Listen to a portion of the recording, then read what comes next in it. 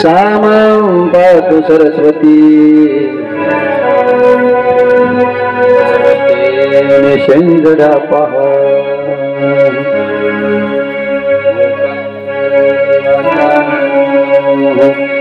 संगुं लंघयते गिरिं यत्कृपातमहं वन्दे परमानन्दमाधवम्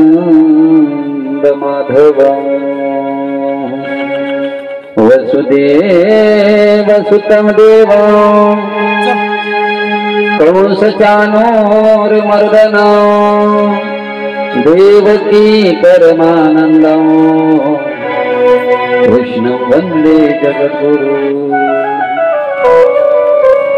गुरुर्ब्रह्मा गुरुर्विष्णु गुरुर्देवो महेश्वरा गुरुर्साक्षात् परब्रह्म तस्मै श्री गुरवे नमः।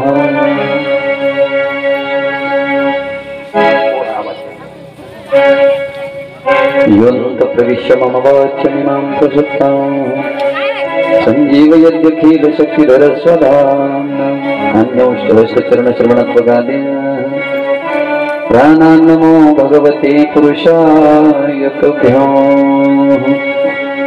वंशी विभूषितकरा नवनीरदाभा पीताम्बरा तरुणगन्धफलाधरोष्ठा पूर्णेन्दु सुन्दरमुखादरविन्दनेत्रा कृष्णात्तरं किमपि तत्त्वमहं न जाने करारविन्देन पदारविन्दं मुखारविन्देन विनवेशयन्तम् वटस्य पत्रस्य पुटे शयानं बालं मुकुन्दं मनसा स्मरामि। महायोगपीठे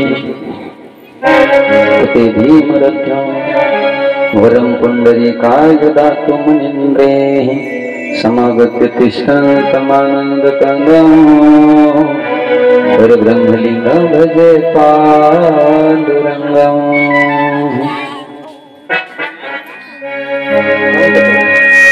श्रीकृष्ण गोविन्द हरे मुरारे हे नाथ नारायण वासुदेव। कृष्ण गोविन्द हरे मुरारे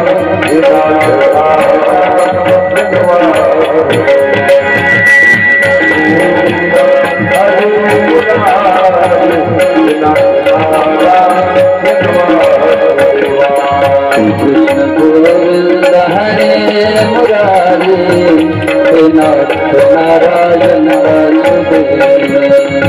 कृष्ण गोविंद हरे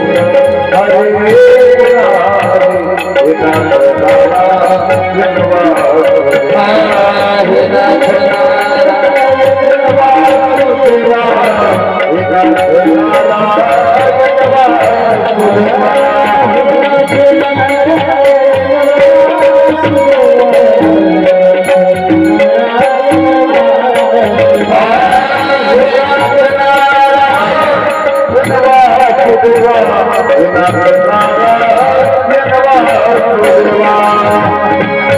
नारायण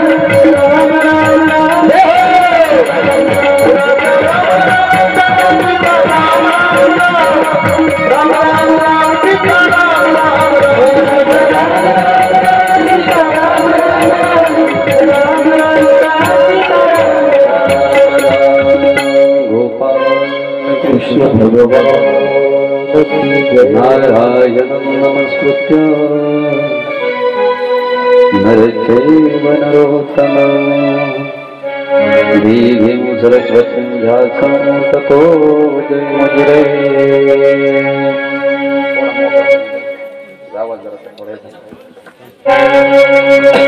सच्चिदानन्दरूपाय विश्वोत्पत्त्यादिहेतवे तापत्रय विनाशाय श्रीकृष्णाय वयं नमः। यं प्रव्रजातमनुपेतमपेतकृत्यं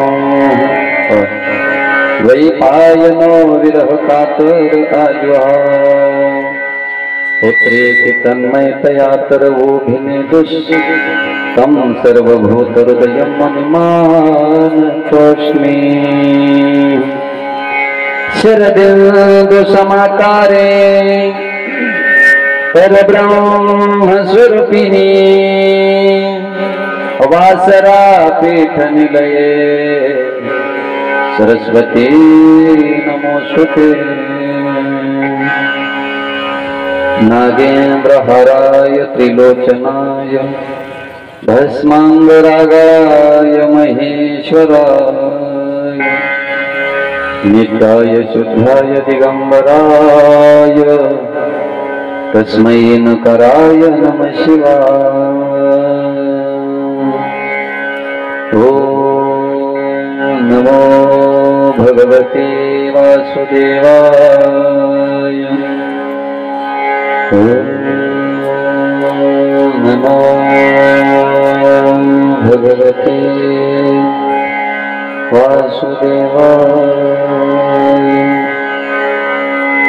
भजे भजे कमण्डलं समस्तपापखण्डनं स्वभक्तचित्तरञ्जनं सदैव नन्दनन्दनं स्वकृच्छकृच्छमस्तकं सुनादवेणुहस्तकम् आनन्दरङ्गसागरं नमामि कृष्णनागरं नमामि कृष्णनागरं नमामि कृष्णनागरं। श्री गुरुचरण सरोज निज मन मुकुर सुधारी बरनहु रघुबल विमल जशो जोदायक फलचारि बुद्धिहीन तनु जानिके सुमिरो पवन कुमार बल बुद्धि विद्या देहु मोहे हरहु कलेशुरिका। जय हनुमान ज्ञान गुण सागर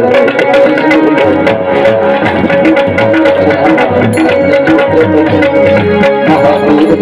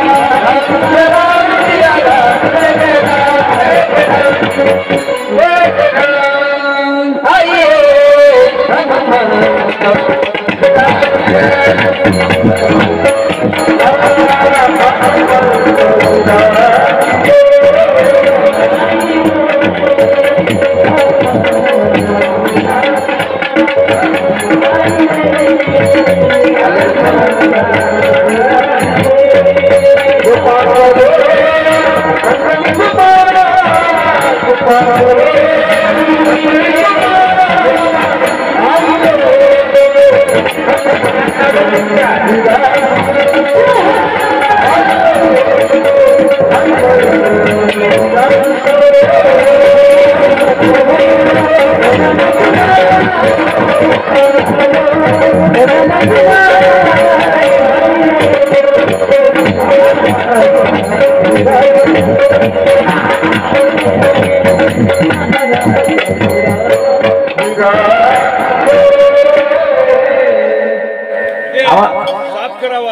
आवाज बराबर कर भैया पुन्हा काल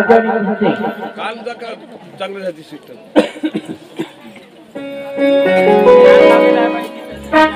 हॅलो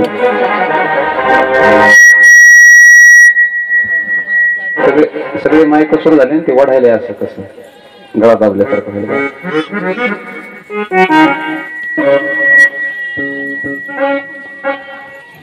हॅलो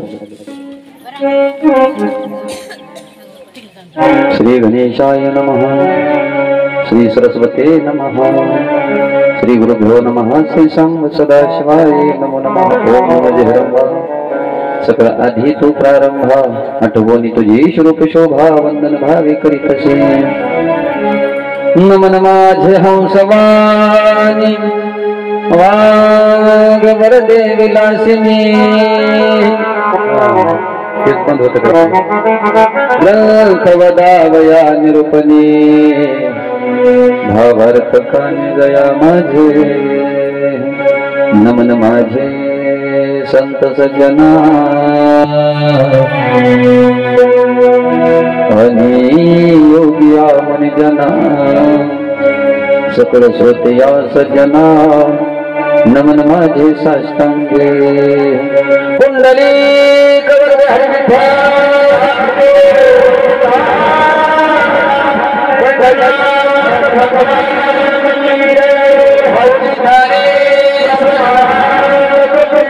जगद्गुरु तुकाराम सब संतन की जय भागवत महापुराण की जय भगवान की जय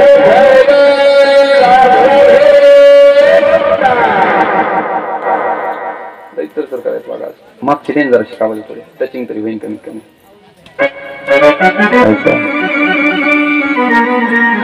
ग्रामदैवत हनुमंतरायाच्या चरणी साष्टांग दंडवत प्रणिपात करून अखिल कोट ब्रह्मांड नायक राजाधिराज पंढरीशी पांडुरंग परमात्मा यांच्या चरणी कोटी कोटी वंदन करून आपल्या गावाचा स्मर आराध्य दैवत शनी महाराज शंकर भगवान परमात्मा यांच्या चरणी वंदन करून ग्रंथाची जी अधिष्ठात्री देवता आहे श्रीकृष्ण भगवंत त्यांना वंदन करून शुकाचार्यांना व्यास भगवान परमात्म्याला कोटी कोटी वंदन करून जमलेल्या सर्व माता भगिनी असतील आदरणीय ज्येष्ठ श्रेष्ठ ज्ञानवृद्ध वयोवृद्ध मंडळी या ठिकाणी उपस्थित आहेत पुरुष वर्ग आहे गायक वृंद वादक वृंद सर्वांच्या चरणी असणारे व्यासपीठावरून साष्टांग दंडवत प्रणिपात करतो आणि या ठिकाणी सेवेला प्रारंभ आहे पाहता पाहता पवित्र अशा गंगेच्या तीरावरती शुकाचार्य राजा परीक्षितीला कथा सांगतायत आणि हीच कथा निमिषारण्यामध्ये सुतांनी सांगितलेली आहे तीच श्रीमद भागवत कथा आपल्याला श्रवण करायला मिळते अनेक अशा महत् भाग्यानं हा संयोग या ठिकाणी प्राप्त झालेला आहे राजा सर्वांगाचे काम करून कथा श्रवण करीत होता तीच कथा आपल्याला सुद्धा असणार श्रवण करायला मिळते काहीतरी भगवान परमात्म्याचे उपकार म्हणावा काहीतरी आपली असणार पूर्वीची पुण्य आहे पुण्याईन आपल्याला असणार सत्संग मिळतोय जसं परीक्षिती राजाच्या कुळामध्ये फक्त एक भाताचा शीत असणार त्या ठिकाणी काय केला होता शुकाचार्यांनी खाल्ला होता आणि तो भाताचा शीत खाल्ल्या कारणाने त्या ठिकाणी शुकाचार्य आले होते आणि कथा सांगताय तीच कथा तुम्हाला आम्हाला श्रवण करायला मिळते पवित्र अशी कथा पाहता पाहता शुकाचार्य म्हणतात राजा तुझ्या जीवनातले 6 दिवस निघून गेले रे 7वा दिवस उजाडलेला आहे ऐका ना 7वा दिवस म्हणजे अंतिम दिवस आहे शेवटचा दिवस आहे राजा या ठिकाणी प्रत्येक जीव ज्या वेळेला जन्माला आला ना आल्याच्या नंतर प्रत्येकाला जावं लागणार आहे प्रत्येकाला मरावं लागणार आहे कोणता दिवस आपला शेवटचा आहे माहित आहे का सांगता येईल का प्रत्येक माणसाला आणखीन आपला शेवटचा दिवस कोणता आहे माहित नाही राजाला तरी माहित झालं होतं की माझा आज अंतिम दिवस. हे बघा 7 दिवसापैकी कोणताही दिवस शेवटचा असू शकतो. काय माहित आहे, कोण बघितलंय आपलं मरण स्वतःच.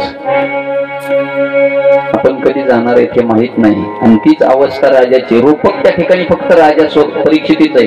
कथा आपल्या करता आहे. राजा परीक्षिती म्हणजे या ठिकाणी जन्माला आलेला प्रत्येक जीव राजा परीक्षिती आहे.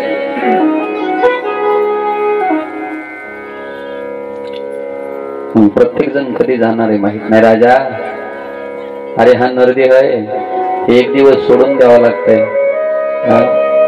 काय खरंय माणसाच्या जीवनाचं सांगा बरं. जसा पाण्यावर बुरबुडा तयार होतो आहे आणि तो बुरबुडा असणार लगेच नाहीसा होतो, अशा प्रकारचं हे जीवन आहे तुमचं आमचं. आहे का भरोसा? क्या भरोसा है इस जिंदगी का, साथ देती नहीं.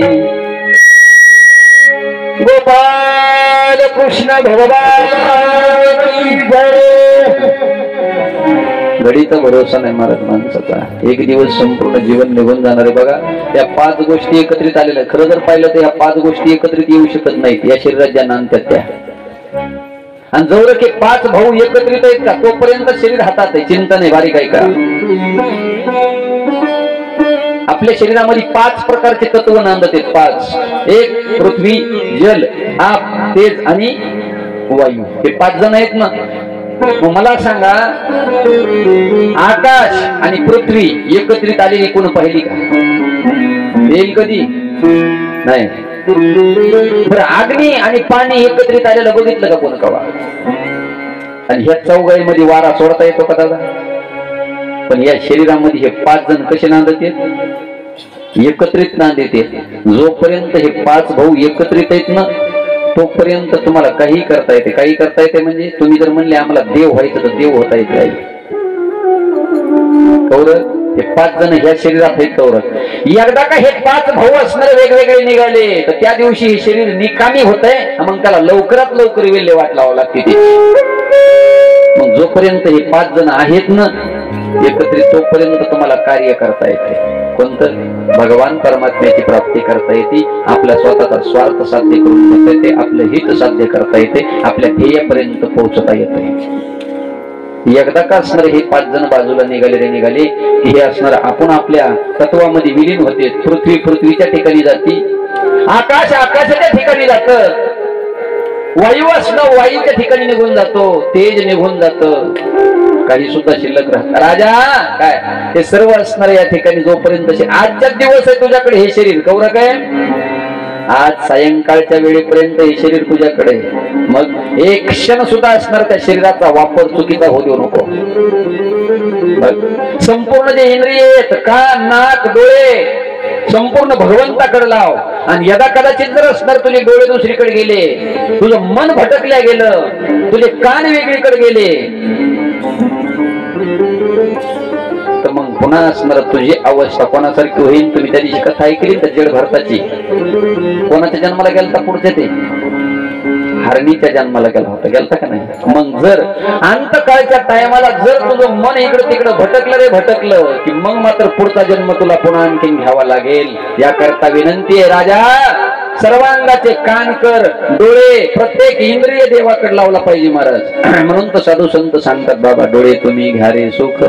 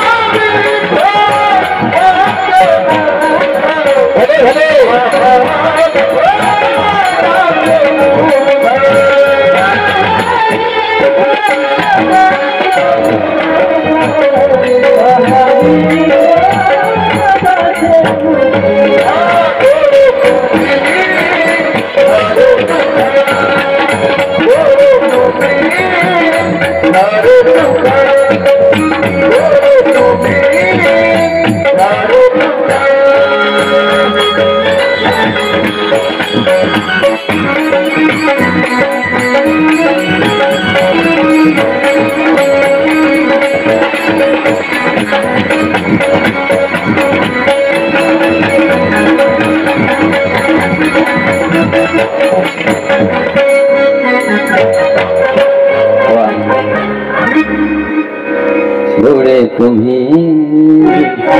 घ्या रे सुख, पहा विठोबाचे मुख, तुम्ही ऐका रे कान, माझ्या विठोबाचे गुण, मन तेथे धाव घेई राहे विठोबाच्या आई. भगवान परमात्म्याच्या चरणावरती आपलं मन त्या ठिकाणी राहू द्या, कारण आजचा अंतिम दिवस आहे.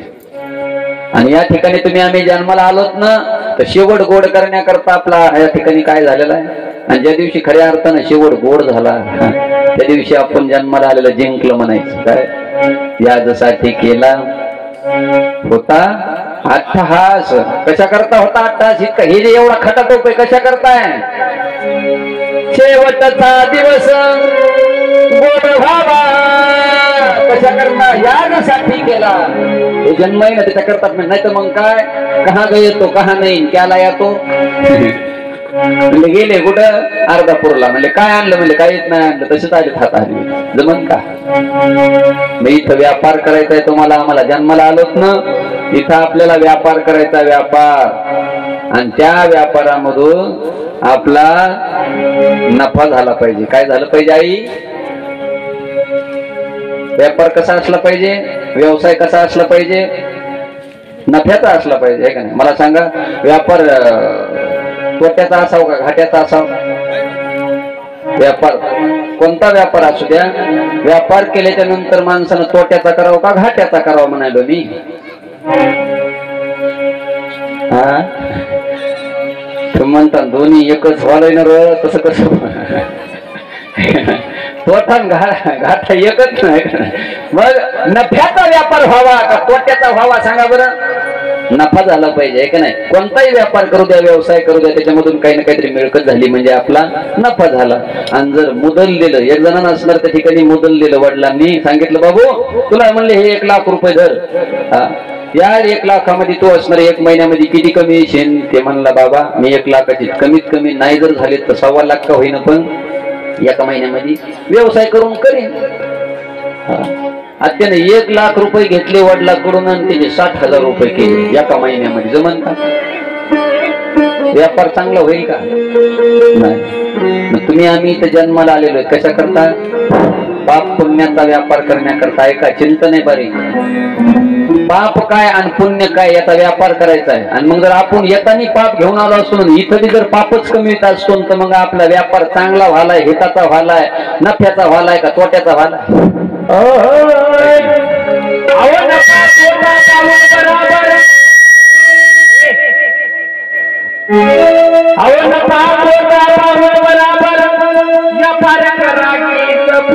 वा वा. अहो नफा तोटा पाहून बराबर व्यापार करा की जपून, बिनकामाचा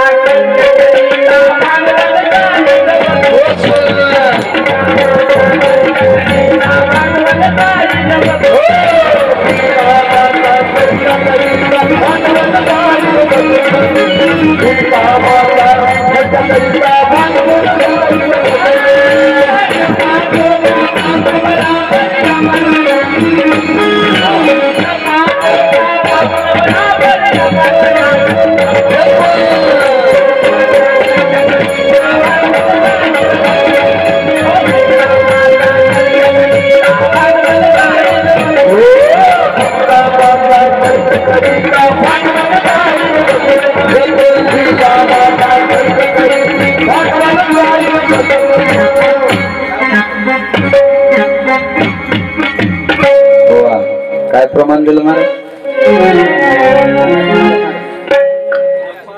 नफा तोटा पाहून बराबर व्यापार करा जपून. आता बाबांना प्रमाण दिले सांगतो गोपाल कृष्ण भगवान. 2 मित्र होते, 2 मित्र. आणि त्याच्या 3ऱ्या मित्राचा वाढदिवस होता. सध्या वाढदिवसले चालले. वाढदिवस करी जा म्हणा पोरायला, आवर्जून करी जा, पण घरी करी जा. आपल्या आईनं औक्षण करावं, वडिलांनी असणार त्या ठिकाणी औक्षण करावं, बहिणीनं ओवाळावं. थोडा आवाज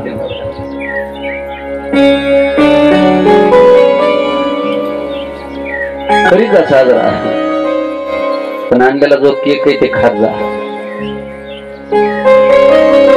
की खाईन सुद्धा महाराज काय करायचे.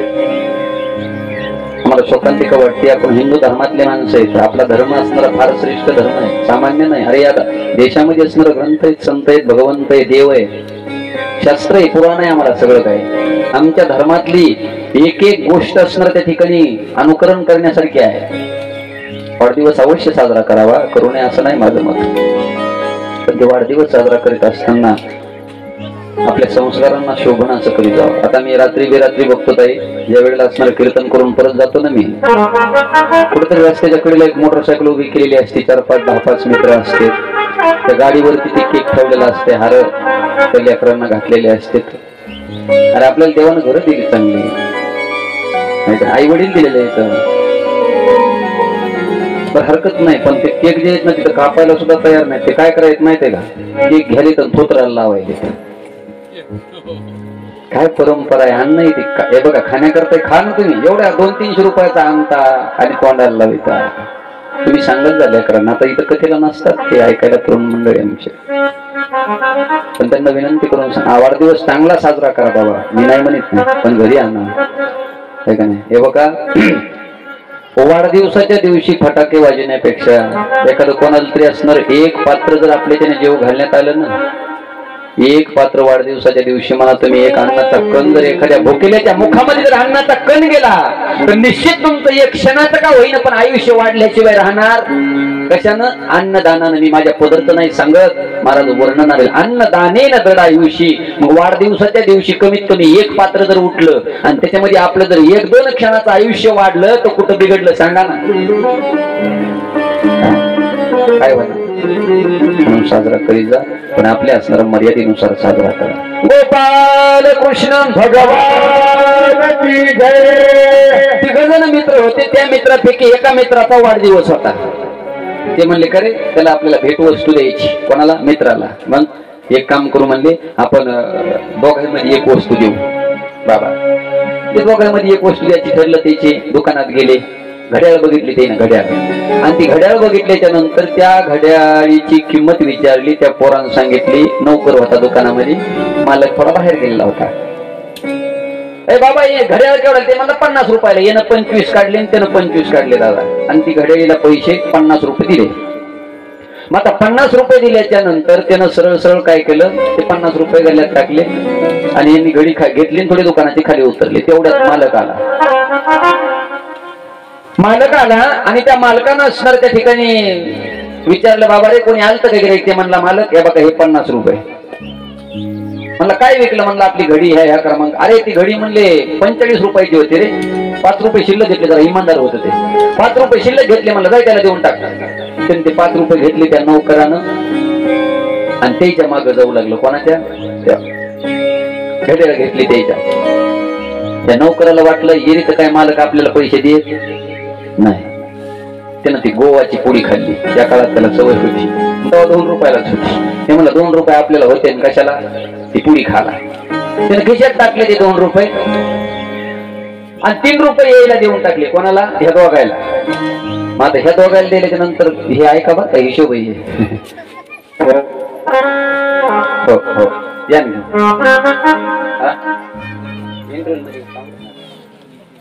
जमते काटलं घेते.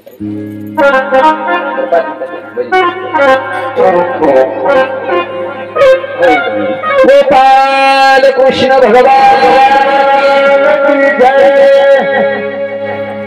3 रुपये परत दिले. मला सांगा यायच्या अगोदर गेलते किती? ऐकलं ना तुम्ही? अगोदर पैसे किती काढलेले दादा? 25 दिलते ना. 25 आणि 25 50 दिले. ते 50 मधून 2 रुपये त्या पोरानं खाल्ले आणि 3 रुपये त्यानं काय केले? ह्या दोघायला दिले. मग येणे 1.5 रुपये वाटून घेतला. हिशोब आहे का?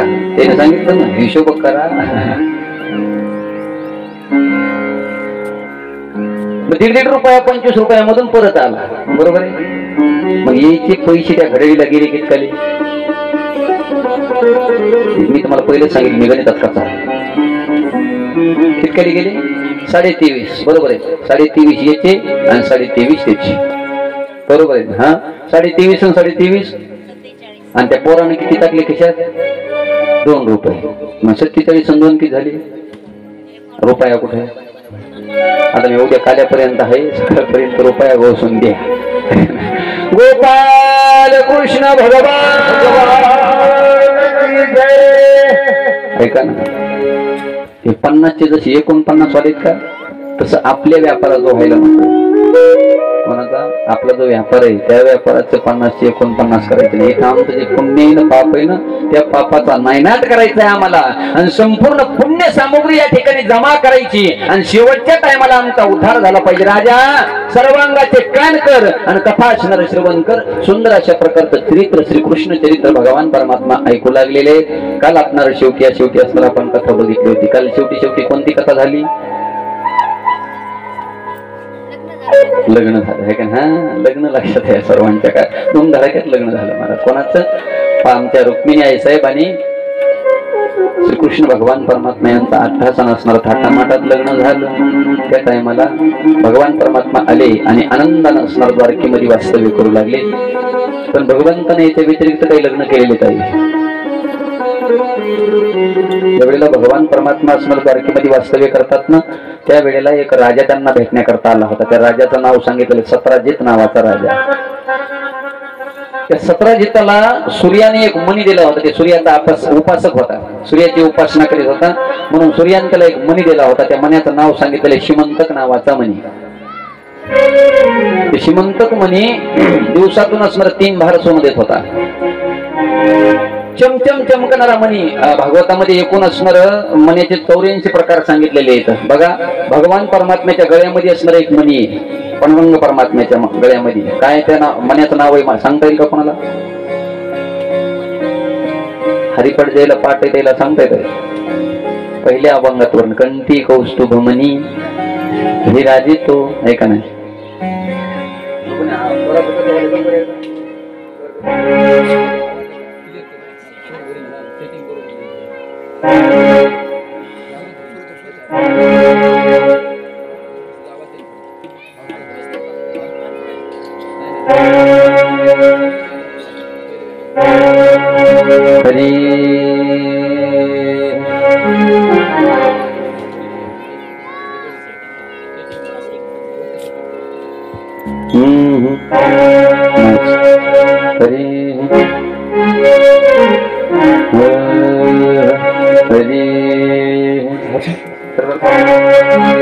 गोपाल कृष्ण भगवान की जय.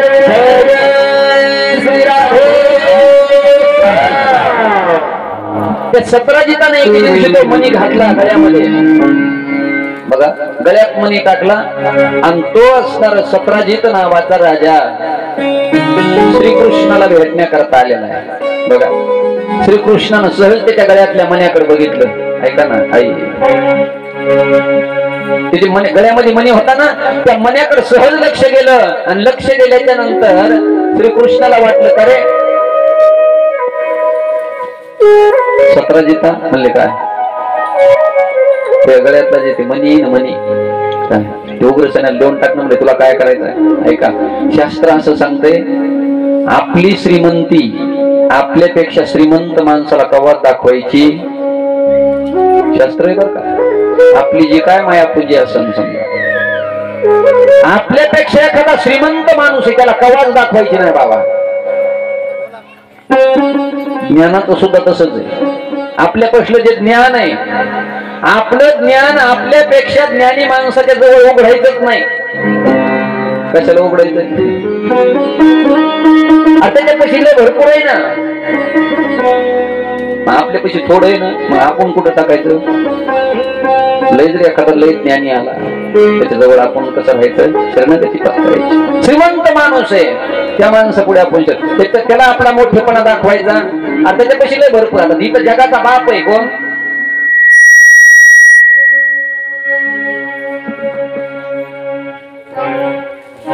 तिथं जगाचा बाप आहे, आणि त्या जगाच्या बापाच्या पुढे ते मणी घालून जाणं म्हणजे. पण लक्ष गेलं आमच्या श्रीकृष्णाचं. सत्राजिता म्हणले काय ते मणी, म्हणले तुमच्या गळ्यात काय करा, एक काम करा ना, काय ते मणी आमच्या उग्रसेनाला देऊन टाका ना म्हणले. ते म्हणलं तुमचं असंच आहे मोठ्या लोकांशी, काय आमच्या गरीबापाशी काही दिसले की म्हणलं तुम्हाला असणार ते म्हणजे तसं नाही रे, त्या गळ्यातला मणी ते उग्रसेन राजा आहे म्हणजे त्या राजाला शोभून दिसत, रागाला महाराज त्याला ते मणी मागितलं, त्यांनी तिथून पळ काढला आणि गेला आपल्या राज्यात निवड. पण कालांतरानं असं झालं, एके दिवशी त्याचा भाऊ होता प्रसेन नावाचा त्या सत्राजिताचा, त्याने एके दिवशी ते मणी आपल्या गळ्यात घातला, घोड्यावर टाक मारली आणि वनामध्ये फिरण्याकरता निघून गेला.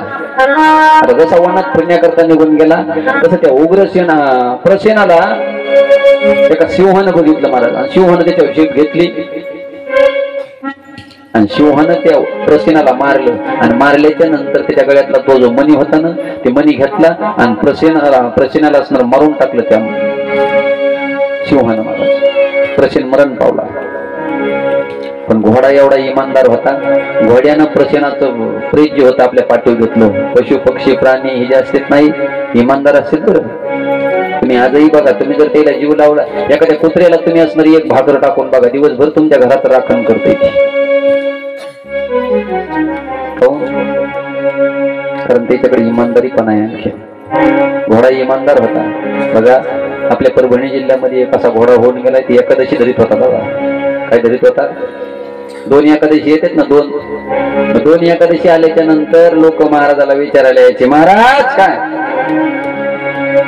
एकादश आजची धराव का उद्याची, कवाची धराव सांगा ना. ते म्हणले घोड्याला विचारत्या, घोड्याला कोणी करावं लागतं, घोड्याला विचार म्हणायची त्या घोड्याला कोणत्या, तिथं पुढं खराडा नेऊन ठेव म्हणायचे. खराडा जर त्यानं आज खाल्ला तर एकादश उद्याची, आणि आज जर नाही खाल्ला तर एकादश आजचीच. ऐका ना, साधूच्या संगतीत राहिल्याच्या नंतर घोड्याला सुद्धा एकादशी कवा येत्या कळत्यात. ही साधूच्या संगतीचा परिणाम आहे. त्या घोड्याचा अंतकाळ असा झाला, ऐका ना, ज्या वेळेला तो घोडा थकला होता, बुवासाहेब महाराजाचा घोडा होता, तो घोडा थकलेला आहे. महाराजांना सेवकाला सांगितलंय, पोर हो काय घोडा थकलाय म्हणले, ह्या वर्षी घोडा वारीला पंढरपूरला नेता येणार नाही. मग दुसरा घोडा आणलाय. महाराज त्या घोड्याला असणार घेऊन वारीला गेले. ते घोडा बांधलेला होता असा, ते घोडा ज्या वेळेला बांधलेला होता ना, त्या घोड्याच्या डोळ्यातून टपटपा अश्रू वाहू लागले. म्हणला काय मोह पुण्य कमी पडला असं, आज मला शेवटची वारी करता येणार नाही, पण घोडा म्हणला मी तर वारीला जाणार. बघा ना, त्या घोड्याने ज्या वेळेला दोरी तोडली महाराज, आणि रस्ता तर माहीत होता त्याला, त्याच रस्त्यानं ते घोडा सरळ सरळ सरळ सरळ असणार पंढरपुरामध्ये आला. ते घोडा ज्या वेळेला वाळवंटात आला, आमचे बुवासाहेब महाराज नेमकं चंद्रभागेचं स्नान केलं आणि वर येऊ लागले. स्नान करून वरी येऊ लागले. वरी येत असताना त्यानं बघितलं महाराज, त्या घोड्याने तिथंच मेट मोडलं बाबा, आणि महाराजाच्या समोर मान झुकवली. खळखळा घोडा चढला, आणि त्याच ठिकाणी त्या घोड्यानं आपला प्राण सोडून दिला. माणसाच्या समाध्या कोणी बांधली नाही, पण पंढरपुरात वाळवंटात गेल्याच्या नंतर घोड्याची समाधी दादा आणखीन गेल्यावर सुद्धा कोणाचं घोडं येते, ठाकूरबाचं घोडं म्हणले तुम्हाला कोणी सांगेल ठाकूरबाच्या घोड्याची समाधी कुठे आहे म्हणले तुम्हाला. साधूची संगत आहे. तसा हा घोडा होता, इमानदार घोडा होता. आता आलेल्या महिला मंडळाला विनंती आहे, आता आल्याच्या नंतर जागेवरती बसा, पूजा नंतर करा. तुम्हाला पूजेला वेळ देण्यात येणार आहे, पुन्हा दुपारची सुट्टी आहे, आणि पुन्हा नंतर सुद्धा आपल्याला सर्वांना दर्शना करता पूजना करता वेळ देण्यात येणार आहे. करता आलेल्या महिला मंडळींनी जागेवर बसा. आता गोपाल कृष्ण भगवान की जय. ऐका, त्या घोड्यानं प्रश्नाचं पेट आपल्या पाठीवर घेतला आणि घोडा असणार त्या ठिकाणी आलेला आहे. बघितलं, सत्राजितानं म्हणले माझ्या भावाचा घात केला. म्हणले कशा करता? नक्की म्हणले मन्या करताच घात केला. कशा करता? कारण त्यानं परवा दिवशी मणी मागितला होता. सत्राजित उठला की नेमकं आमच्या श्रीकृष्णाच्या दरबारात आलेले. विचारलं, अरे देवा काय अरे मनी पाहिजे होता तर घ्यायचा असता, माझ्या भावाला मारायचं काय कारण? माझ्या भावाला काऊन मारलं तो? कृष्ण म्हणले घेणं नाही देणं नाही, अवघड झालं बाबा आता. अरे म्हणजे तो मनी मी नाही घातला. नाही मला तोच मनी मागितला. याला आळ येणं म्हणते. आळ काय? या अर्थी असणार आपण ते कार्य न करता आपल्यावरती आलेला आरोप, त्याचं नाव आहे आळ. देवावरती आळ आला होता. देव म्हणले अवघड झाला आता. आता याचा जर मनी नाही शोधून गेला तर हे मायावर काय आलाय? कलंक लागायला. कलंक विनाकारण. आणि सबसे काला क्या है सबसे काला क्या है तो कलंक है. जीवनात एकदा जर कलंक लागला नाही, हे बघा चारित्र्य बनवण्याकरता खूप असणार कष्ट करावे लागतात, खूप त्याला काय करावं लागतंय, सायास करावा लागतो. पण त्या चारित्र्यावरती जर एक डाग असणार असा पडला तर तो कलंक असतो, आणि ते कलंक असणार धुवायचं म्हटलं तर मग त्याला परिश्रम करावे लागतात. शक्यतो म्हणून तर वारकरी संप्रदाय सांगतो, बाबा जीवनामध्ये चारित्र्याला असणारा कलंक लागला नाही पाहिजे.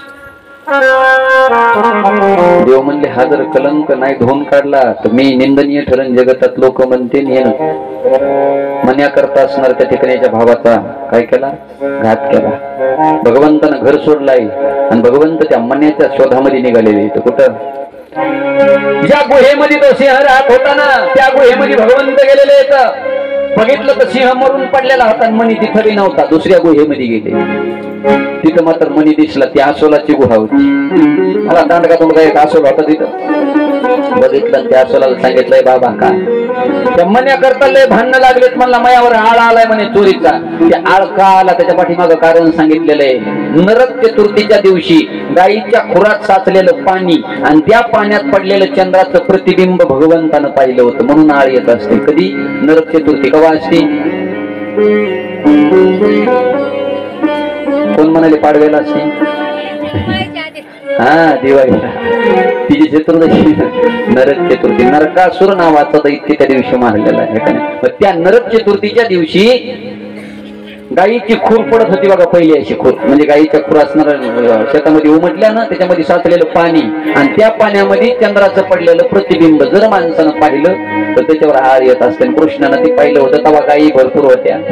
आता गायी नाहीत म्हणून आपल्याला ते ह्याचं काम, कवा ते खूर साचन त्याच्यात, कवा पाणी पडन, कवा चंद्राचं प्रतिबिंब आपण बघतो त्याच्यात. कृष्णानं महाराज ते असणार त्या ठिकाणी बघितलं होतं. बघितला मणी दिसायला लागला, एका दगडावरती असणार ठेवलेला होता तो मणी. तिथं आसोल होता, त्या आसोलाकडे बघितलं, सांगितलं बाबा रे काय त्या मन्या करता असणार फार मोठा कलंक मला लागलेला आहे, ते मणी देऊन टाक. तो म्हणला, तो असं बोलायला जस काय ते मणी मी उगा उचलून कुठून आणलाय, आर म्हणला युद्ध केलंय कोणा संग, त्या सिंहासंग, आणि त्या सिंहाला मारावं लागले मला, तवा ते मणी मिळालाय. तुला जर ते मणी पाहिजे असतं तर एक काम कर, का माझ्या संग युद्ध कर म्हणला, आणि मला हरव, मी जर हरल्याच्या नंतर मग तुला असणार हे मणी मी काय करीन. आता हे भगवंत होते आणि ती आसोल होत महाराज. त्या आसोला संग भगवंतानं कुस्ती खेळली, कुस्ती. आता आपले तर लय पहिलवान आहेत बघा, कुस्ती दोघायची लागली महाराज. पण त्या कुस्तीच्या डावामध्ये भगवान परमात्म्यानं महाराज त्या जांबवंत काकाला, काका होते ते जांबवंत काका, त्याला असणार घायल केलं, खाली पडलं, त्याच्या छातीवर बसले. छातीवर बसल्याच्या नंतर जांबवंत काकाला श्रीकृष्ण न दिसता कोण दिसू लागले, प्रभू रामचंद्र दिसू लागले. आणि रामचंद्र बघितल्याच्या नंतर महाराज एवढा आनंद झाला, देवा काय आजपर्यंत सारखं तुमचं भजन करीत होतो, हरे राम हरे राम राम राम हरे हरे.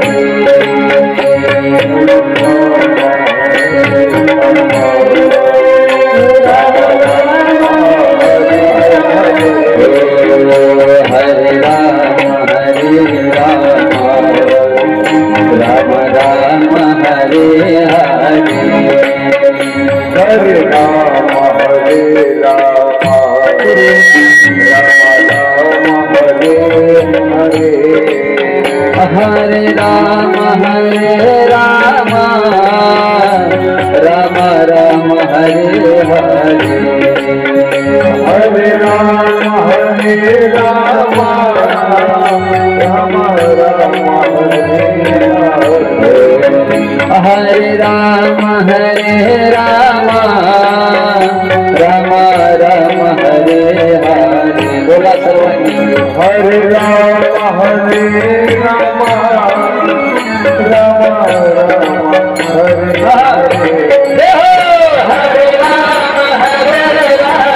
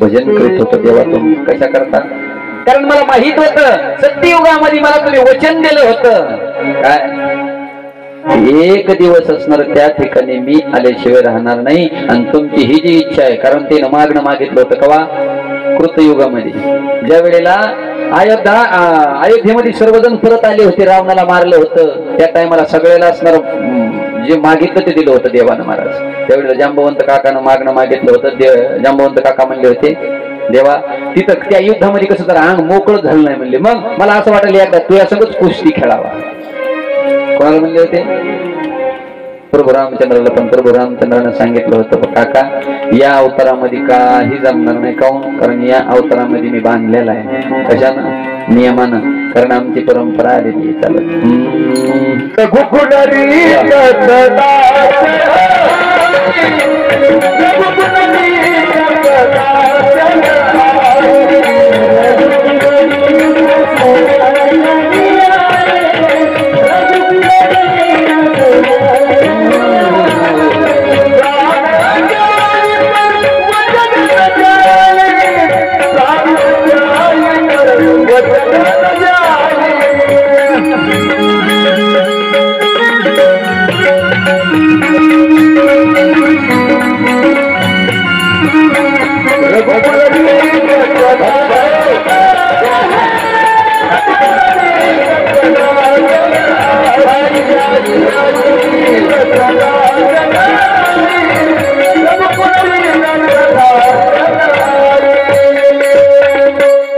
रघुकुल रीत सदा चली आई प्राण जाए पर वचन न जाए कारण आमचं ब्रीद होतं महाराज प्राण गेला तरी चालेल पण आम्ही असणार दिलेलं वचन त्या ठिकाणी जाणार नाही काका या अवतारात तुमची इच्छा पूर्ण करू शकत नाही म्हणले मग पुढच्या अवतारात म्हणून असणार देव आले होते महाराज आनंद वाटला आमच्या जांबवंत काकाला साष्टांग नमस्कार केला सांगितलं काका म्हणले देवा अरे मला ते मनी काय करायचं आहे पण एक काम कर ते मनी तुलाच घेऊन जाय फक्त माझी एक विनंती आहे काय माझी पोरगी येणं म्हणले हो ती पोरगी उपवर झालेली रे तिच्या बरोबर लग्न कर देव म्हणले काय हरकत नाही काका करा म्हणली लग्नाची तयारी एक दारोळी ठोकली महाराज सोनं त्या सोला सगळं सैन्य जमा झालं त्याचं त्या सोलं काय आणि त्या सोलायची लेकरं काय हा वराड झालं देवाला वाटलं आपल्याकडून कोणीच वराड नाही आपण एकटेच मग त्याने लगेच नारदाला फोन केला फोन पहिलेच ते फोन आहेत सगळे टीव्या पहिल्याच आहेत फोन पहिलेच आहेत ते आता फक्त आपल्या त्यावर प्रक्रिया झाल्या लोकांना अभ्यास केला आणि ते असणार हे केलं महाराज सगळं पहिलंच आहे ते टीव्ही सुद्धा बघा महाभारतामध्ये तुम्हाला टीव्ही बघायला भेटते धृतराष्ट्र आंधळा होता पण संपूर्ण कुरुक्षेत्रावर काय चाललंय हे संजयाला घरी दिसत होतं भीतीवर टीव्हीच होती सगळं पहिलंच आता विषयांतर करीत नाही ज्ञानोबरायानं खूप असणार शोध लावलेले ज्ञानेश्वरी गोपाल कृष्ण भगवान काका काय हरकत नाही म्हणले तुमच्या मुलीबरोबर लग्न करतो लग्नाची तयारी झाली आणि नारदाला फोन करून सांगितलं नारदा म्हणले काय या म्हणले आपल्या इथं लग्नात सोहळा आहे बघा नारद महर्षी आलेले आहेत नारदानं बघितलं महाराज देवा म्हणले काय कशाला बोलले इथं म्हणले काय नाही आता लग्न समारंभ आहे म्हणले भाऊ बरोबर म्हणले कुठे आहे नवरी कुठे आहे म्हणले दाखव बरं नवरी ते दाखवलं म्हणले ती काय ती नवरी आहे असं बघितलं इकडे लक्ष द्या असं बघितलं म्हणले देवा का तुला का कोणी पोरगी देईने गेलं का काय नाही बरं रासोलाची पोरगी करायची काय गरज आहे तुला सांगितलं आगाऊपणा करू नका सोयरीक झाली सुपारी फुटलेली सगळं असणार फक्त लग्न लागायचं राहिले मंगलाष्टिका मान्य करता तुम्हाला बोलवी आता एक काम करा म्हणले लग्न प्रसंग आहे आणि लग्न प्रसंगी काही ना काहीतरी मंगल वाद्य वाजायला पाहिजे तुम्हाला गायन जमतं नारद गायनामध्ये तरबेज होते गायक होते नारद गायन करण्यामध्ये तरबेज होते नारद सांगितलं नारदा म्हणले काय गायन करा म्हणले देवा अरे गायन करायला बी कुठं करावा काय करावा तिथं ऐकणारे श्रोते तरी कशी पाहिजे ना गायन ऐकायला अरे हे कोण आहेत म्हणला सगळे आसोलाच आहेत आणि हा सोलाय पैसे आपण काय गायन करावा नारद म्हणाले आसोलाच्या पुढे आपण काय भजन करावा काय गायन करावा देव म्हणले नारदा तसं नसतंय कोणाजवळ काय असतंय कोणाजवळ काय नसतंय हे नुसतं दिसण्याहून थोडंच कळत असत त्या आसूला जरी असले पण त्याच्या पैसे काय कलाय कशावर अंदाज लावतो तू दिसण्यावर? ऐका, दोन गोष्टीचा अंदाज कधी दिसण्यावरून लावायचा नाही. कोणाच्या ज्ञानाची किंमत त्याच्या दिसण्यावरून करायची नाही आणि कोणाच्या धनाची किंमत त्याच्या दिसण्यावरून अजिबात करायची नाही. कारण दिसायला वेगळं असू शकतंय आणि हसायला एक मन आहे बघा, दिसतंय तसं. आणि म्हणून जग दिसण्यावरून कोणाच्या ज्ञानाची किंमत करायची आणि दिसण्यावरून कोणाच्या धनाची सुद्धा किंमत अजिबात करायची. कारण काय सांग, कोणाचा अंत कोणी घेतलाय का? काही संपत्ती कोणापाशी किती असेल सांग. अरे ज्ञान तुम्हाला आतून काय दिसणार, त्याच्यात ज्ञान असणार काय किती येतं? दिसण्यावरून अंदाज लावतायत? अजिबात नाही. एखादा माणूस असणार शरीरानं वाकडा तिकडा असू शकते, कुरूप असू शकते, पण ज्ञानानं परिपूर्ण असू शकते. होता येत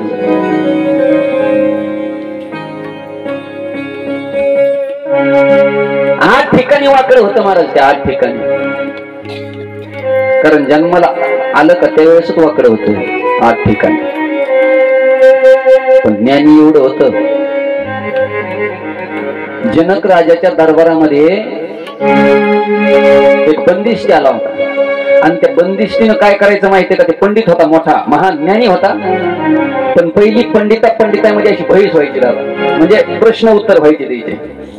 आणि प्रश्न उत्तर झाल्याच्या नंतर प्रश्नाचे उत्तर देत असताना समोरचा व्यक्ती जर हरल्या गेला तर त्याला ते बंदी खाण्यात टाकीत होता. ते विचारायचा प्रश्न शास्त्रातले आणि ते प्रश्न जर त्याला नाही देता आले उत्तर तर मग त्यानं उचलायचं आणि त्याला बंदी खाण्यात टाकायचं. असे त्यानं बंदी खाण्यात टाकता किती जण टाकले होते माहितीये का? 14,000 लोक टाकले होते. आणि त्या 14,000 लोकांमध्ये हे जे वाकडं तिकडे होतं का 8 ठिकाणी, त्याचा बाप एक गेलेला होता तिथे. आणि त्याच्या बापानच त्याला शाप दिला होता. कोणाला? त्या 8 ठिकाणी वाकडा असणाऱ्या लेकराला. कधी? गर्भावस्थेत असताना. ऐका ना, ते वेदाच्या रुच्या म्हणू लागलं आणि आईच्या उदरामध्ये असलेला जो गर्भ होता, एक आता चूक होत असते कोणाकडली, त्याच्या बापाकडून चूक झाली होती. आणि चूक अशी झाली की त्या वेदाची रुची चुकली गेली थोडी.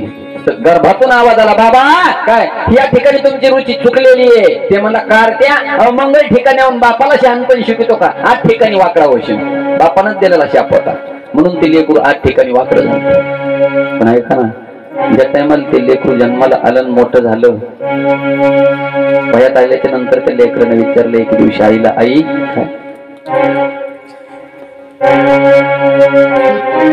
तुझ्या कपाळावरती तर कुंकू दिसतंय. अद्याप मी माझे बाबा आणखी लहानपणापासून पाहिले नाही. माझे बाबा कुठं राहते सांग ना. बाईनं जड अंतकरणानं सांगितलं, वागा जनक राजाच्या दरबारामध्ये एक बंदिष्टी आलेला आहे आणि त्या बंदिष्टीनं तुझे वडीलच नाही बाकीचे 14,000 लोक बंदीखान्यात टाकलेले आहेत आणि ते सोडायला तयार नाही, कारण हरलेत ते. पोरग ताडकून उभा राहिलं महाराज. पोरानं सांगितलं, आई मी जातो म्हणला आणि त्या बंदिष्टी संघ बहिष् करतो. त्या बाईनं पदरच पसरला, वागा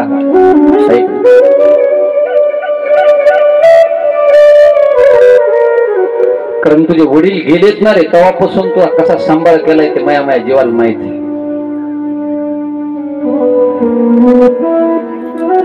आणि आता जर तू गेलास ना तर मी कोणाच्या तोंडाकडे बघून जीवन जगायचं सांग ना. कारण आजपर्यंत मी कोणाच्या आधारावर जगत आले, तुझ्यावर आधारावर जगत आले.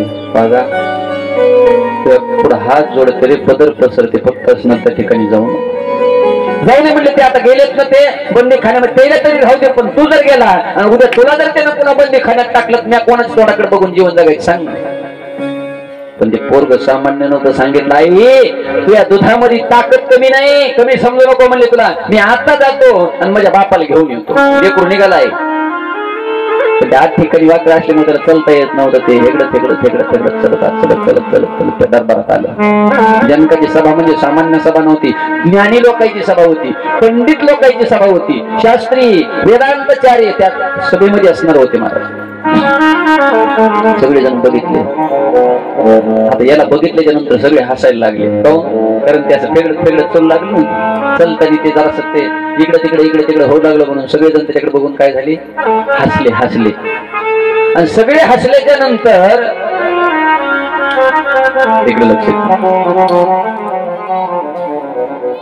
बसा खाली आता.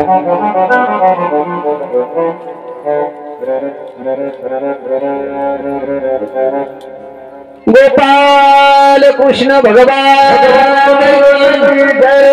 इकडे तिकडे ज्या वेळेला असणार ते सगळे लागलेले सगळेजण हसले महाराज त्याच्याकडे बघून.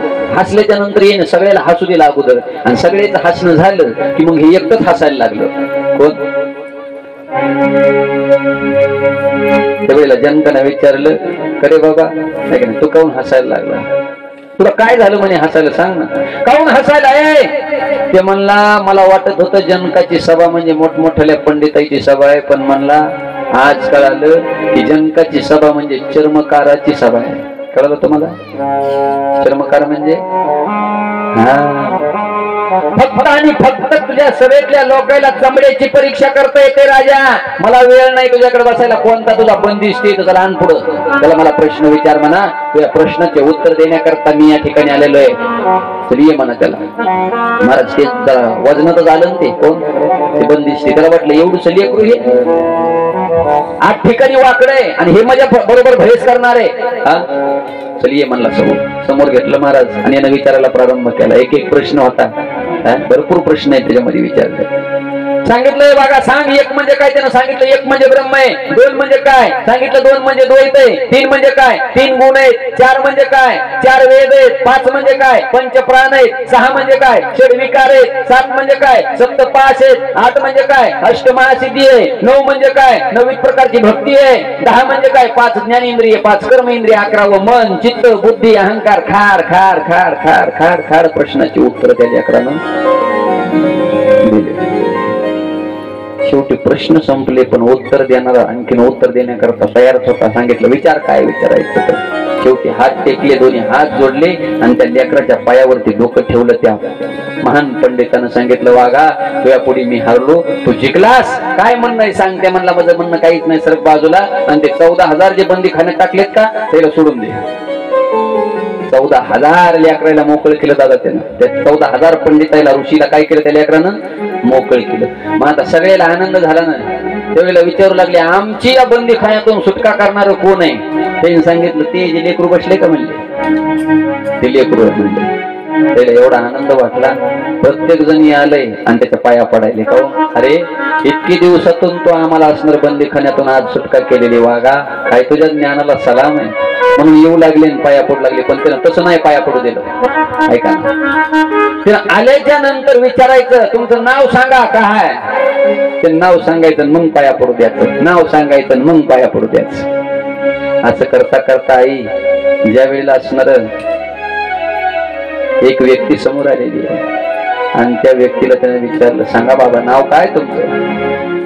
सांगितलं या देहाला कहोळ असं म्हणतात. कहोळ म्हणल्याबरोबर महाराज जे बसलेला होता तिथून शरीर टाकून दिलं आणि वडिलाच्या पायावरती असणार दर्शन घेतलं वडिलाचं. सांगितलं बाबा गर्भावस्थेत असताना ज्या लेकराला तुम्ही शाप दिलाय ना ते लेकरू असणार तुम्हाला सोडवण्याकरता आलेले. बापाला अभिमान वाटलाय.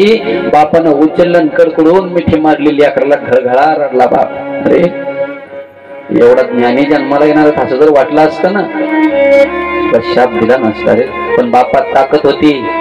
बापानं 8 ठिकाणी वाकडा असलेलं लेकरू एका असणार याच्यामध्ये सरळ करून टाकलं महाराज. ताकद होती तप सामर्थ्याची. आशीर्वाद द्याला ते लेकरू सरळ केलं. आजही असणार जग ख्यात असणार त्यानं ज्ञान केलेली जी अष्टवक्र गीता आहे ना आज सुद्धा अष्टवक्र गीता म्हणून ओळखली जाते. अष्टवक्र नावाचा असणार होता तो. 8 ठिकाणी वाकडा असलेला. म्हणून कोणाच्या दिसण्यावरून कोणाच्या ज्ञानाचा अंदाज नाही लावायचा. कोणाच्या दिसण्यावरून कोणाच्या धनाचा नाही. कोणाच्या दिसण्यावरून कोणाच्या कलेचा अंदाज नाही लावायचा. ए नारदा काय अरे याच्यातलं काय बघितलं तुला वाटायला काय सोलाचे लेकर आहेत. एक काम कर काय ते तुझ्या गळ्यातला इन आहे ना. म्हणला हो ते इन यायच्या पैसे दे. ते म्हणला देवा अरे माझ्या इनेचे तार नाजूक नाजूक आहेत. म्हणला ते आसोलाच्या पोरायचे नख बघ न कशी तार तोडतील रे म्हणला. ते म्हणला तुटले तर मी भरून देतो. त्या लेकरा पैसे ना बारीक लेकरू होत आहे ना. लेकरा एवढं पोरग होत रोज उभा राहते महाराज का नाही. का नाही लहानपणापासून उभा राहते ती लेकरू. टाळ वाजविते उभा राहते. एवढं लेकरू होतं त्याच्यातलं. त्या लेकराच्या हातामध्ये विना तेनं द्याला आणि त्या लेकरानं विना घेतला, एका दगडावर टेकविला. बाबा हे जे विना आहे ना तुमचा, एका दगडावरती टेकविला आणि एक झणकार त्या दगडावरती मारली आणि त्या लेकरानं गायन सुरू केलेले. काय सुंदर गायन म्हणलं महाराज त्या लेकरानं. गायनामध्ये शक्ती आहे बर का. गायन त्या लेकरानं गायल्याबरोबर परिणाम असा झाला, भगवान परमात्म्याचं नामचिंतन घेतलं आणि गायन केलं. नाम तुझे नाम तुझे नाम तुझे नाम तुझे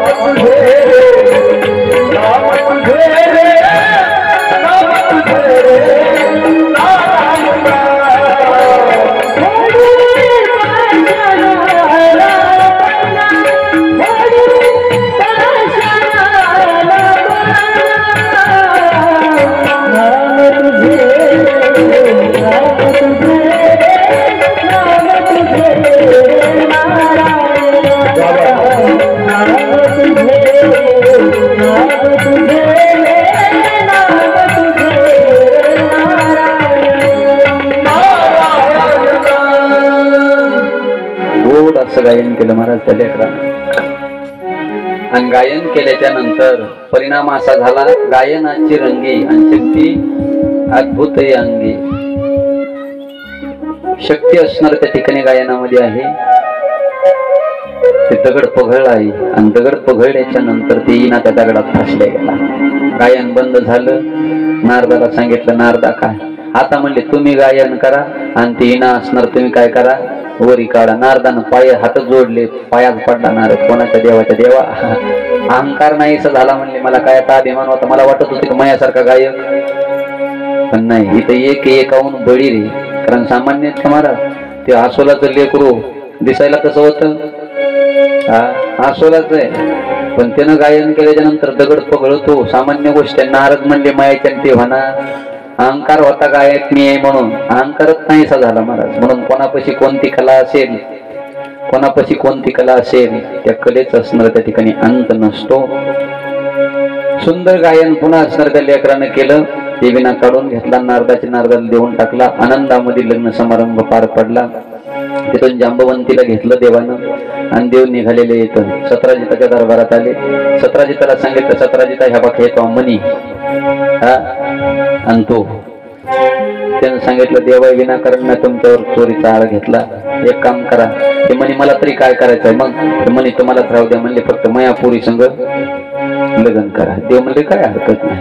बघा देवानं त्या सत्यभामी बरोबर सुद्धा लग्न केलं. किती जणी झाल्या? तिघी जणी. कोणत्या कोणत्या? रुक्मिणी, जांबवंती, सत्यभामा. त्याच्यानंतर अनेक मुख्य अशा प्रकारचे 8 लग्न केलेले. रुक्मिणी, जांबवंती, सत्यभामा, कालिंदा, मित्रविंदा, सत्या, भद्रा आणि लक्ष्मणा असे एकूण 8 लग्न भगवान परमात्म्यानं केले. आणि त्याच्यानंतर एक भौमासूर नावाचा दैत्य होता. त्या दैत्यानं 16,100 कुमारिका असणार बंदिस्त केल्या होत्या. देवानं त्या भौमासुराचा वध केला आणि त्या 16,100 कुमारिकेला बंदीखान्यातून मुक्त केलं. सांगितलं तुम्ही तुमच्या घरी जा आता. त्यावेळेला त्या स्त्रियांना सांगितलं, देवा आता आमचा कोण अंगीकार करणार? आता आमचा घरी कोणी अंगीकार करीन का? नाही करणार. म्हणून आमची विनंती आहे तुम्हाला की तुम्हीच आमचा अंगीकार करा. कारण आता कैसी जाऊ घरा नोहे बरा लोके, आता असणार घरी जाणं योग्य नाही. याकरता माझी विनंती आहे तुम्ही आमचा स्वीकार करा. म्हणून त्या 16,100 आणि ह्या 8 किती झाल्या? 16,108 पत्न्या. कोणाला? देवाला. म्हणून भगवान परमात्मा 16,108 पत्न्या बरोबर असणार त्या ठिकाणी प्रपंच करू लागलेले आहेत. कुठं? द्वारकेमध्ये. आनंदी आनंदाचं वातावरण होतं. पण त्या वातावरणामध्ये एके दिवशी आमचे नारद महर्षी सहज भजन करीत करीत त्या ठिकाणी आलेले. नारायण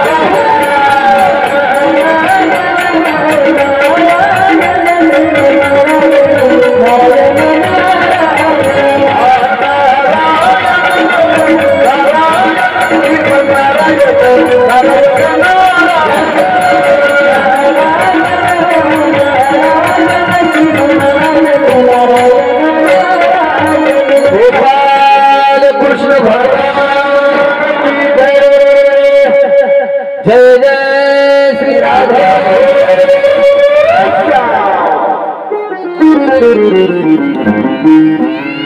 भगवान परमात्मा आनंदानं प्रपंच करू लागले महाराज.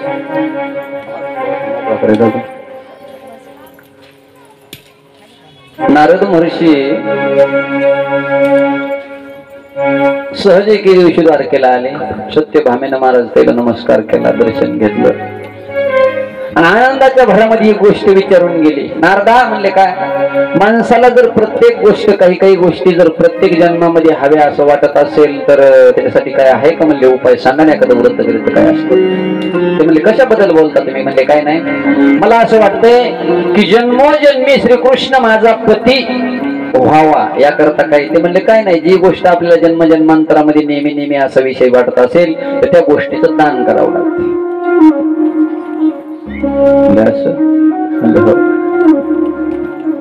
म्हणजे मग पती मला कृष्ण म्हणून पाहिजे म्हणजे मग दान करा. म्हणजे कोणाला दान द्यायला, म्हणजे ब्राह्मणाला द्यावं. ब्राह्मण म्हणजे मीच आहे ना. नारद कोण होते. हा असं म्हणले हो. कसा काय नाही म्हणले, संकल्प सोडायचा आणि दान देऊन टाकायची. जमते म्हणजे त्याने काही विचार पाचार करावं ना, काहीच नाही केलं. नारदापाशी आहे, संकल्प केला. देव होते तिथंच. देवाचा हात हातात घेतला आणि ते आपल्या हातानं संकल्प सोडून ते देवाचा हात नारदाच्या हातामध्ये देऊन टाकला. संकल्प विधी झाली. नारद म्हणले देवा काय माझ्या पायातल्या खडावा आहेत म्हणले, घ्या डोक्यावर. नारदानं देवानं असणार पण नारदाच्या पायातल्या खडावा काढल्या, डोक्यावर घेतल्या. नारद पुढील देव माग निघाली दिंडी. ओ नारदा म्हणले काय देवाला कुठं घेऊन चालले. म्हणले अजिबात बोलायचं नाही. कसं काय. म्हणले तुम्ही काय केलं देवाला, मला दान दिले. ज्या अर्थी दान दिले त्या अर्थी आता देव कोणाचे माझे. एकदा एखादी वस्तू जर आपण दान दिली तर त्या असणारा दान दिलेल्या वस्तूवरचा दान देणारा त्याच्यावरला पूर्णतः अधिकार काय होत असते, उडत असते, संपत असते. आहे का एकदा कोणती गोष्ट असू द्या, कोणती वस्तू असू द्या, एकदा असणार आपण ती दान केली की तिच्यावरला आपला अधिकार उडाला. आहे का. उदाहरण समजण्याकरता सांगतोय का.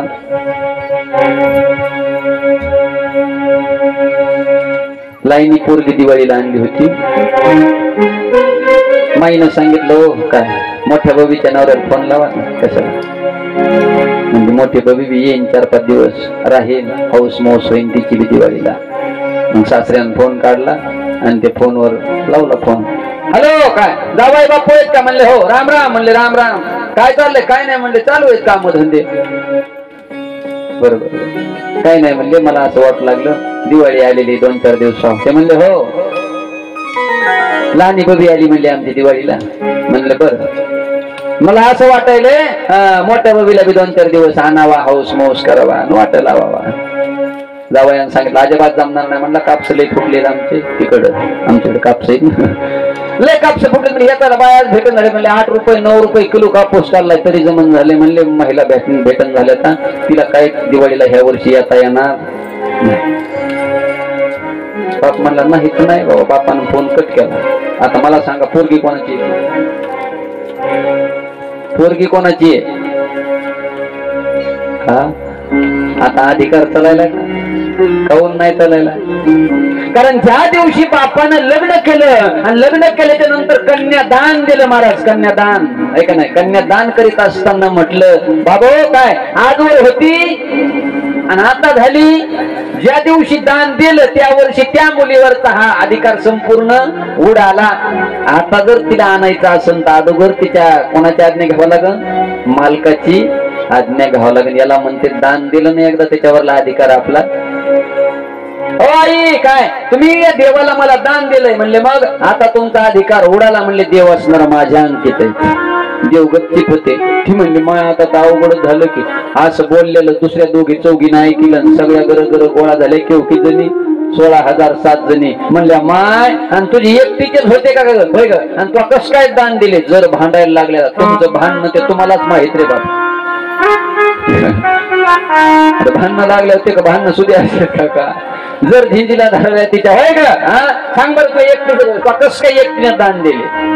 फजिती केली. शुकाचार्य म्हणले रडकुंडी आली ती नारदाला विचारलं, नारदा काही उपाय आहे का? नारद म्हणले आहे ना, काय? देवाच्या वजनाबरोबर सोनं द्या म्हणले. मग देवाच्या वजनाबरोबर जर सोनं दिलं तर निश्चित देव तुम्हाला परत घेता माय म्हणले. सोन्याचा होत आलाय घरी, हिला अहंकार होता कशाचा? धनाचा अहंकार होता तिला, धनाचा. तर जर पाहिलं तर देवाला अहंकार सहन होत नाही, देवा अहंकार काढून टाकीत असतो. ती म्हणली माझ्यापाशी सोनं का कमी आहे का काय? आता आणते म्हणली सोनं, सगळं घरातलं सोनं आणलाई, पारड लावलं असं, आणि ते एका पारड्यात देवाला बसवित आणि एका पाड्यामध्ये सोनं टाकायला